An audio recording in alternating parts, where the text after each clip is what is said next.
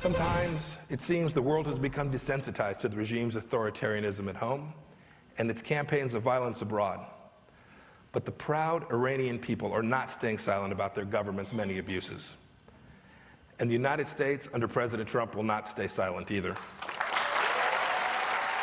That's Secretary of State Michael Pompeo. He is now accusing Iran's supreme leader, Ayatollah Khamenei, of profiting from a personal, off-the-books $95 billion hedge fund that acts like kind of a slush fund for the powerful Revolutionary Guard. That's what the Secretary of State is saying. He's saying this while the Iranian people suffer. He's calling them these, quote, hypocritical holy men. He's saying they participate in widespread corruption. Michael Pompeo also compared Iran's leadership with the mafia. Watch. The level of corruption and wealth among Iranian leaders shows that Iran is run by something that resembles the mafia more than a government. At the same time, they're trying to convince Europe to stay in the nuclear deal. They're covertly plotting terrorist attacks in the heart of Europe. Now, joining me now, American Islamic Forum for Democracy president. He is Dr. Zuhdi Jasser. This is really, really tough rhetoric. Is the president and is Michael Pompeo right? Oh, absolutely. And it's obviously not just rhetoric. It is reality. It is the truth. And I can't tell you, Liz, how cathartic it is to finally have a president, Secretary of State, a cabinet, a DOD that is calling out the reality, the truth of what the people of Iran are saying from the streets, that these are mullah mobsters, that the money that we sent them was simply ransom money, that it was never going to get to the people, that they were using it not only to hurt their people, but they were using it to fund genocide in Syria, to fund Hezbollah, terror throughout the region. So these mullah mobsters, Secretary Pompeo is calling out, and the reality is this is going to help fuel the revolution to know that we are on their side and we're not verbalizing the lies of the regime in Tehran. Enlighten us, sir. Michael Pompeo says the Iranian regime's sole intent is to keep the entire country of Iran stuck in the tenets of Islamic revolution and to spread that revolution around the world by force if necessary. Your reaction to that?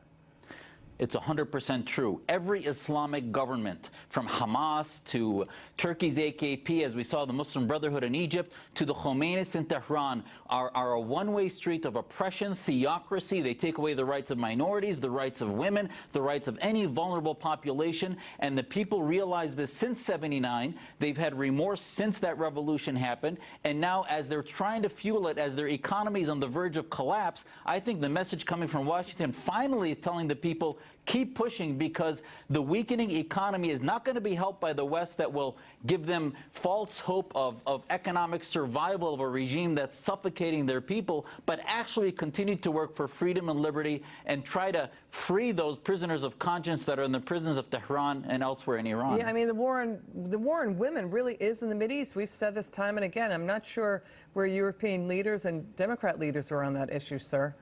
That's the bizarre aspect of the response from the left. It seems like all of a sudden they have become a voice for the regime, for the theocrats, and they're showing demonstrations that the Iranian regime wants them to show, and they're ignoring the plights of women, the plights of minorities. All of that's being ignored by the left because they're so pathologically anti-Trump. They don't want to see how the values of freedom and liberty and liberalism on the left are actually being helped by the position of Secretary Pompeo and the president. I'd like your take on what we reported earlier about comedian Michelle Wolf comparing U.S. ICE enforcement officers to ISIS terrorists for a skit on her Netflix show. Dr. Jasser, what's your reaction to that? And, you know, I don't know how these comedians don't learn from their previous mistakes. Saturday Night Live's skit on ISIS fell miserably.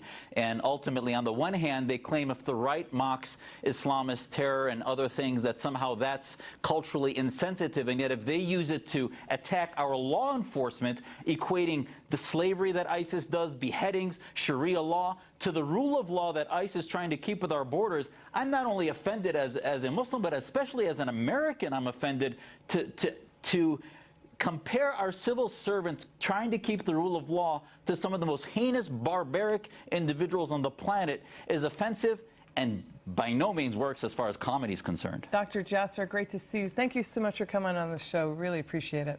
Anytime. Thanks, Liz.